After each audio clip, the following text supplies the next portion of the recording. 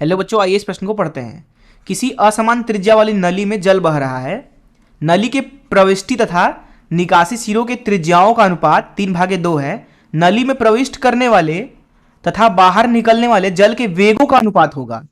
पहला ऑप्शन दिया हुआ है 8:27, दूसरा ऑप्शन दिया है 4:9, तीसरा ऑप्शन दिया है 1:1, चौथा ऑप्शन दिया है 9:4। आइए इस प्रश्न की मुख्य अवधारणा की चर्चा करें। मुख्य अवधारणा, तो यहां पे मान लीजिए हमारे पास में एक पाइप है कुछ इस तरीके से, और ये पाइप जो है वो असमान अनुप्रस्थ काट क्षेत्रफल वाला है कुछ इस तरीके से। इसमें से मान लीजिए कि द्रव प्रवाहित हो रही है कुछ इस तरीके से। मान लीजिए जिधर से द्रव ये घुस रही है उधर से द्रव की रफ्तार v1 है, और जिधर से निकल रही है ये द्रव निकलते वक्त उसकी रफ्तार v2 है।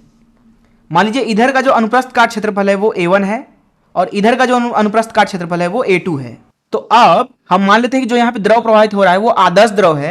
आदर्श द्रव में गुण ये होता है कि उसका घनत्व जो है वो नियत रहता है। तो हम यहाँ मान लिए हैं कि जो द्रव प्रवाहित हो रहा है वो आदर्श द्रव है, इसलिए उसका घनत्व तो बदलेगा नहीं। अब घनत्व नहीं बदलेगा तो जितना पानी यहाँ से घुस रहा होगा उतने ही पानी को यहाँ से बाहर निकलना पड़ेगा, क्योंकि पाइप की आकृति भी नियत है। तो जितना द्रव घुसेगा उतना ही बाहर निकल जाएगा। अब प्रति सेकंड जितना द्रव घुसेगा उसको दरअसल दिया जा सकता है a1 गुणे v1 से गुणे 1। वहीं प्रति सेकंड जितना पानी बाहर निकलेगा उसको दिया जा सकता है a2 गुणे v2 गुणे 1 से। तो यहां से हम देख सकते हैं कि हमारे पास में एक समीकरण मिल गया a1 v1 बराबर a2 v2। तो इस मुख्य अवधारणा का इस्तेमाल करके आइए इस प्रश्न को हल करते हैं। यहां बोला जा रहा है कि हमारे पास में एक असमान त्रिज्या वाला एक पाइप है, तो यहां असमान त्रिज्या वाला पाइप बना लेते हैं कुछ इस तरीके से।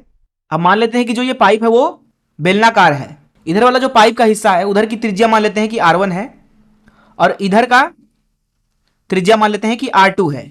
तो जो जल है वो इसमें घुस रहा होगा कुछ इस तरीके से, और इधर से बाहर निकल रहा होगा। यहां पे मान लीजिए कि v1 रफ्तार से पानी घुस रहा है और इधर से v2 से निकल रहा है।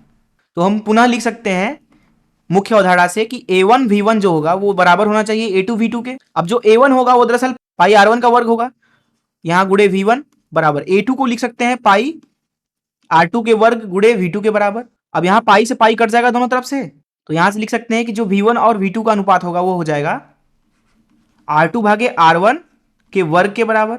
यहां प्रश्न में हमसे दिया गया है, यहां पे प्रश्न में हमें दिया गया है कि जो त्रिज्याओं का अनुपात है वो 3/2 है, अर्थात यहां पे हमें r1 भागे r2 का मान दिया हुआ है जो कि है 3/2। तो r2 भागे r1 का मान कितना हो जाएगा 2/3। 2/3 यहां डालेंगे तो 4/9 उत्तर हमें मिलेगा, जो कि हो जाएगा घुसने वाले पानी बटे निकलने वाले पानी के वेग का अनुपात। और यही इस प्रश्न में पूछा जा रहा था। आइए देखें कौन सा ऑप्शन सही है। जैसा कि यहां पे आप देख सकते हैं कि बी ऑप्शन ही हमारा सही जवाब होगा। मैं आशा करता हूं कि आपको इस प्रश्न का हल जरूर समझ आया होगा। धन्यवाद।